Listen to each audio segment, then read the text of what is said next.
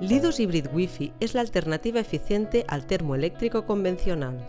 Se trata de un producto híbrido innovador que consiste en un termoeléctrico pero con la tecnología añadida de una bomba de calor.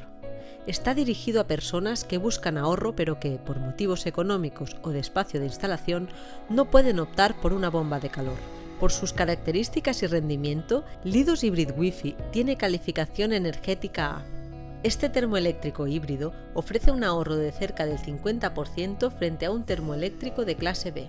Combina de manera optimizada la tecnología de funcionamiento de un termoeléctrico con la eficiencia de una bomba de calor. Conseguirás amortizar este producto en 2 años.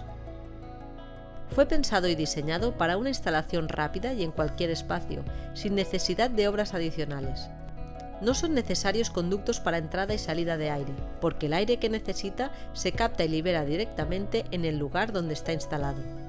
Es un producto que sustituye directamente a un termoeléctrico, pues cuenta con una distancia entre el soporte y las conexiones hidráulicas con las mismas medidas de un termoeléctrico estándar de 80 o 100 litros, quedando ocultas las conexiones hidráulicas. En la pantalla, el usuario puede acceder de manera fácil e intuitiva a las diversas funciones del equipo. Viene programado de fábrica en el modo eMemory. Memoriza los hábitos de consumo del cliente y se adecúa combinando el funcionamiento de la bomba de calor y de la resistencia eléctrica para dar respuesta a las necesidades diarias del usuario. Asimismo, dispone de otros modos de funcionamiento, como modo Boost, modo Green y programación horaria. A todas estas funciones se suma otra característica muy importante. Dispone de un sistema activo de protección de la cuba contra la corrosión gracias al ánodo electrónico Protec, que, a diferencia de los ánodos tradicionales, no necesita mantenimiento. También presenta la función de protección antilegionela. Si en un plazo de 30 días la temperatura del agua acumulada no alcanza los 65 grados, realiza automáticamente una desinfección térmica.